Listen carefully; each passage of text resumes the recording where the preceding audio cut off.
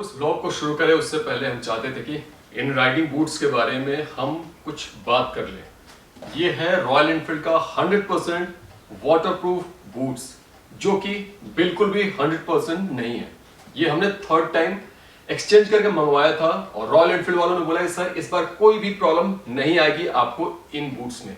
लेकिन जैसे ही हमने स्पीति राइड की और हल्की सी बारिश हुई, इसके अंदर भाई साहब पानी चला गया। सो मैं आप सबको रिकमेंड करूंगा कि अगर आप भी 100% वाटरप्रूफ बूट्स ढूंढ रहे हो रॉयल एनफील्ड के साथ, बिल्कुल मत जाना। सस्ते में अगर जाना है तो मैं एक नाम आपको रिकमेंड करता हूं, वो है ओराजो।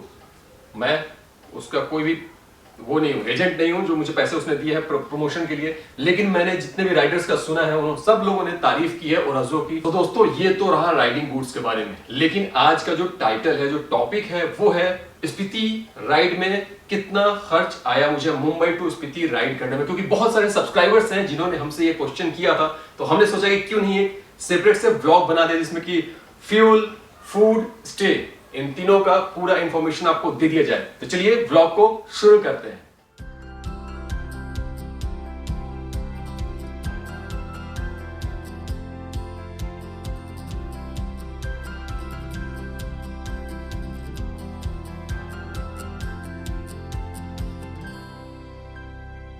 तो हेलो दोस्तों, नमस्कार, सत श्री अकाल, आदाब। मैं शशांक शेखर सिंह आप सबका वेलकम करता हूं अपने चैनल गो राइडर्स में। तो दोस्तों टाइटल देख के समझ गए किस बारे में बात होने वाला है। मैंने पहले ही बता दिया किस बारे में बात होने वाली है। तो चलिए फटाफट बिना देरी के ब्लॉग को शुरू करते हैं। तो दोस्तों कोई भी राइडर अगर राइड प्लान करता है, चाहे वो स्पीति हो, चाहे वो लद्दाख हो, या फिर नॉर्थ ईस्ट हो, या कहीं भी हो, राजस्थान राइड हो, कोई भी हो, सबसे पहले तैयार करते हैं हम लोग मैप, रूट मैप, किस रूट से हम वहां तक जाएंगे। हमने जो रूट मैप बनाया था, जो कि मुंबई से विंटर स्पीति 2021 का, वो मैं आपसे पहले डिस्कस कर लेता हूं। उसके बाद जो है फ्यूल, स्टे, फूड पे जाएंगे। डे 1 जो था वो था मुंबई टू अहमदाबाद। दूसरे दिन हमने राइड की अहमदाबाद टू पुष्कर। तीसरे दिन हमने राइड की पुष्कर टू जयपुर। अब ये जो पुष्कर टू जयपुर, आप सोचोगे कि भाई बहुत ज्यादा नजदीक था, तो क्यों थर्ड डे में इतना ही राइड किया आपने। गाइस 2 दिन मुंबई से अहमदाबाद, अहमदाबाद से पुष्कर जो राइड की थी मैंने, लंबी राइड हो गई थी तो बॉडी थोड़ी सी थक चुकी थी। हमने सोचा कि आज रेस्ट कर लेते हैं, बिकॉज अभी बहुत लंबी जर्नी बाकी थी। इसलिए हमने थर्ड डे बहुत छोटे से डिस्टेंस में राइड की। डे 4 जो था हमारा, वो था जयपुर टू शिमला डायरेक्ट। 13 घंटे में हम जयपुर से शिमला पहुंच गए। तो अगर वो व्लॉग आपको देखना है, पूरी सीरीज देखनी है स्पीति विंटर स्पीति 2021 की, तो ऊपर देखो आई बटन में आ रहा है, जाकर के आप देख सकते हो। ये था डे 4 जो कि जयपुर से शिमला। गाइस एक रूट और है जो मैं आपको बता देना चाहता हूं। मुंबई से अगर आप उदयपुर वाला रूट भी लेते हो तो एक दिन में आप मुंबई से उदयपुर पहुंच जाओ। थोड़ा ज्यादा टाइम लगा, 17 से 18 घंटे लग जाएंगे। तो डे 1 में आप कर सकते हो, बहुत सारे राइडर्स करते हैं मुंबई टू उदयपुर।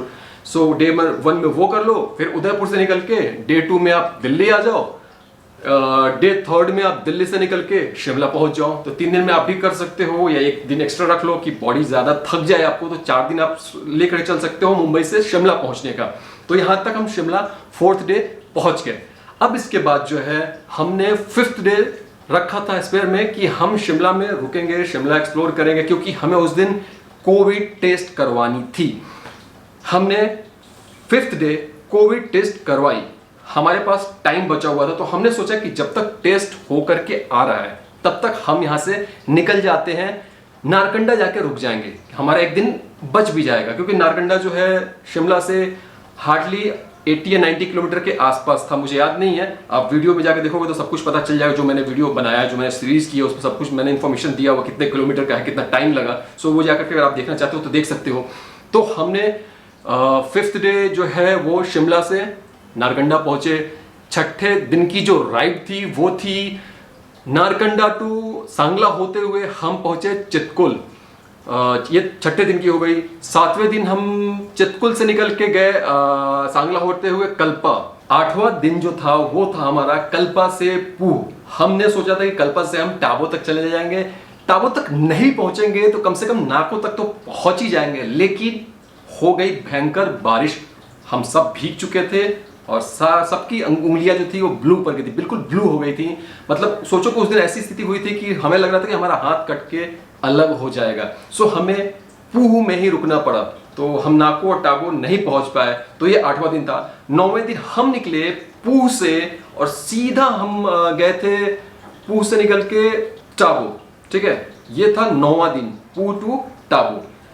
10वें दिन हम निकले ताबो से धनकर मोनास्ट्री होते हुए पिन वैली होते हुए काजा पहुंचे। ये 10वां दिन था। 11वां दिन जो था वो था काजा के आसपास एक्सप्लोर करना। इट्स मीन की लांगजा, कोमेक, हिक्किम विलेज, ये सब एक्सप्लोर किया हमने 11वें दिन। 12वें दिन हमने एक्सप्लोर किया काजा टू चिंचम ब्रिज और की मोनास्ट्री। ठीक है, बेस जो था हमारा काजा ही था 2 दिन के लिए। फिर हम 12वें दिन वहां कंप्लीट करने के बाद 13वें दिन हमने काजा छोड़ दिया। काजा से निकले, काजा से डायरेक्ट हम आकर के रुके कहां पे, नाको लेक घूमते हुए, ग्यू मोनास्ट्री घूमते हुए हम आकर के रुके रात को कल्पा में। ठीक है, 14वें दिन हम निकले कल्पा से और पहुंच गए शिमला और वहां पे हमारे स्पीति विंटर स्पीति 2021 का एंडिंग हमने कर दिया। तो ये था हमारा रूट प्लान जो कि हमने आपके साथ डिस्कस कर दिया। अब चलते हैं जो फ्यूल लगा उसके बारे में बात करते हैं कि मुंबई से स्पीति पहुंचना और स्पीति से शिमला आने तक में कितना फ्यूल खर्च हुआ। सो दोस्तों, अभी बात आती है कितने का पेट्रोल हमने खर्च कर दिया, कितने का पेट्रोल हमने अपने बाइक में चेतक में फूंक डाला। किलोमीटर जो हमने राइड की है Mumbai to Spiti valley and Spiti valley करके हम जाके शिमला में हमने व्लॉग को एंड किया था, तो किलोमीटर हुआ था 3111 किलोमीटर हमने पूरी राइड की। और उसमें हमारा पेट्रोल का जो खर्च आया था वो आया था 9165 रुपीज, 9165 रुपए। तो पेट्रोल का क्या है ना कि कहीं पे पेट्रोल का दाम ज्यादा था, कहीं कम था, कहीं मैंने 97 रुपीज भी भरवाया, कहीं 92 रुपीज का भी भरवाया, कहीं 88 रुपीज का भी भरवाया। तो ये सारे पैसे जोड़ने के बाद मेरा जो पूरा एक्सपेंसेस निकला है फ्यूल का वो आया है, जैसा कि मैंने आपको बता दिया, 9165 रुपया। अब बात करते हैं कि स्टे में कितना खर्च हुआ। तो दोस्तों, रहने का जो खर्च आया वो खर्च आया मुझे 6736 रुपये, 6736 रुपीज हमारे स्टे में खर्च हुआ। तो जैसे कि आपने देखा था जब मैं मुंबई से अहमदाबाद के लिए आया था, तो अहमदाबाद में जो मैंने होटल ली थी वो थोड़ा एक्सपेंसिव हो गया था, मुझे 1213 रुपया या 1216 रुपये के आसपास पड़ा था 1 नाइट का, तो वो ज्यादा एक्सपेंसिव था। उसके बाद के जितने भी स्टे थे ऑलमोस्ट 300 से 500 600 के बीच में हमें मिल रहे थे। बहुत जगह पे मैंने 1-2 जगह हॉस्टल्स लिया था, उसमें 300 350 के आसपास पर नाइट पड़ा था। शिमला में जो रुके थे जिस होटल में उसका 1000 रुपीज पड़ा था, तो हम 2 लोग थे तो उसमें कंट्रीब्यूट हो गया था 500 पर हेड पड़ा। कल्पा में गए थे तो कल्पा में हमारा जो था वो 600 का रूम था, उसमें भी डिवाइड हो गया, डिवाइडेड बाय 2 तो 300 हो गया। फिर उसके बाद जब हम टाबो पहुंचे तो टाबो में जो था वो 600 रुपये में आपको डिनर, ब्रेकफास्ट एंड स्टे सब कुछ था, तो वो 600 रुपये में उसको पकड़ के चलो कि स्टे का हुआ। फिर जब हम काजा में पहुंचे तो काजा में हमको मिला 500 रुपीज में dinner, breakfast, T and stay, तो वो भी बहुत ज्यादा किफायती हो गया था। विंटर के टाइम पे था, विंटर के टाइम पे थोड़ी सी चीजें सस्ती हो जाती है क्योंकि टूरिज्म उस समय रहता नहीं है, तो जो भी लोकल्स है जिनकी भी प्रॉपर्टी है वो लोग जो पैसे मिलते हैं उतने में वो लोग दे देते हैं। जब सीजन में जाओगे तो ये प्राइस नहीं मिलेगा। सीजन में मतलब कि मई अप्रैल के बाद, अप्रैल से लेकर के सितंबर तक अगर आप जाते हो तो इस प्राइस पे बिल्कुल भी एक्सपेक्ट करके मत जाना कि 300-400 रुपए में चीजें मिल जाएगी। हो सकता है मिल जाए बहुत, लेकिन वो जो मिलेगी बहुत बहुत मतलब क्या बोलते हैं, बहुत ही ज्यादा बजट चीजें होंगी, बहुत आपको हर चीज नहीं मिलेगी। लेकिन सीजन में भी अगर आप जाते हो तो 500-600 तक मिल जाएगी ठीक ठाक, बहुत लाविश नहीं मिलेगी लेकिन ठीक ठाक प्रॉपर्टी मिल जाएगी। सो ये था हमारा रहने का पूरा खर्च जो लगा मुंबई से Spiti valley and Spiti valley से शिमला तक पहुंचने का जो था वो रहने का मैंने आपको प्राइस बता दिया। अब करते हैं बात खाने में कितना खर्च हुआ है। तो खाने में हमारा जो खर्च आया था 5895 रुपीज़ का हमने खाया है 14 दिन में। तो बहुत जगह पे क्या हुआ कि 600-700 रुपये का खर्च हो गया, पूरे दिन का जो लंच हो गया, ब्रेकफास्ट हो गया, डिनर हो गया, सब मिलाकर 700-800 किसी किसी दिन हो गया, इसलिए थोड़ा एक्सपेंसिव हो गया। और मुझे चाय पीने की बहुत ज़्यादा आदत है, जब मैं राइड करता हूँ तो चाय एंड कॉफ़ी बहुत ज़्यादा पीता हूँ, पानी बहुत ज़्यादा पीता हूँ, जिसके कारण थोड़ा सा प्राइस जो है ऊपर आ गया, मतलब 6000 के आसपास आ गया। अदरवाइज आप अगर किफ़ायती हो और सिंपल से ढाबे में खा सकते हो तो पर डे का खर्च आपका बहुत ज़्यादा जाएगा खाने में, तो 400 रुपया पकड़ के चलो। लेकिन आपका भाई थोड़ा खाने में और चाय पीने में, कॉफ़ी पीने में थोड़ा ज़्यादा ही पैसे खर्च कर देता है, इसलिए हमारा जो प्राइस है 14 दिन का 6000 के आसपास पहुंच गया ऑलमोस्ट। तो सब जोड़ जाड़ के जो है प्राइस निकला है 24,907 रुपये, 24,907 रुपीज का खर्च पूरा का पूरा हुआ है 14 दिन के राइड में, खाना पीना रहना फ्यूल सब कुछ। तो बहुत ज़्यादा एक्सपेंसिव आप नहीं बोल सकते हो, इसमें 1-2 हज़ार रुपये और कम हो सकता है अगर आप थोड़ा खाने पीने में हमारी तरह ना खर्च करें, मतलब कि चाय पानी बहुत ज़्यादा ना करें, तो 1-2 हज़ार रुपया और घटा लो। आप जब किसी एजेंसी के थ्रू जाते हो तो मैं मानता हूँ कि आपको टेंशन नहीं होती है किसी भी चीज़ की, लेकिन वो एजेंसी वाले आपको पर हेड स्पीति राइड करने में शिमला या चंडीगढ़ से आपको पिक करेंगे, तब भी आपको मिनिमम अगर बाइक राइड करना चाहते हो आप, तो आपको 35,000 से नीचे बात नहीं करेंगे। बहुत बहुत बार्गेन करोगे तो 28 से 30,000 रुपया वो लोग चार्ज करेंगे ही करेंगे सोलो के लिए। अगर सोच लो कि मेरे साथ कोई प्लेन होता तो कितना ज़्यादा किफ़ायती हो जाता, मतलब कि सीधे 24,000 जो खर्च हुआ है 20 या 22 या फिर 18 तक में भी हमारा हो जाता। क्यों? क्योंकि हम दोनों पेट्रोल तो शेयर कर लेते, हाँ, खाने में चीज़ें शेयर हो जाती, क्योंकि हम जो खाते थे ज़्यादा नॉनवेज खाते थे और हमारे साथ जो राइडर्स थे वो कभी वेज खा रहे हैं कभी नॉनवेज खा रहे हैं, तो उसमें जो चीज़ें हैं नहीं डिस्ट्रीब्यूट हो पा रही थी, इसलिए थोड़ा खाने में प्राइस ज़्यादा हो गया। अदरवाइज़ मेरे हिसाब से 25,000 रुपया भी बहुत ज़्यादा एक्सपेंसिव नहीं है मुंबई से स्पीति, विंतर स्पीति कर करके वापस आने का। तो ये खर्च था पूरा। तो ये सारे खर्च मैंने आपको बता दिए, ठीक है। अभी बात करते हैं इन सब खर्च के अलावा। हाँ, एक चीज़ और मैं आपको मेंशन करना चाहता था कि जो बाइक में खर्च है 14 दिन में, सिर्फ खर्च हुआ है 100 रुपीज़, जो कि हमने डिस्क पैड चेंज करवाया। अब डिस्क पैड जो था वो था हमारे पास, इसलिए उसका पैसा नहीं हमें पे करना पड़ा, सिर्फ 100 रुपीज़ दे करके वो चेंज हो गया।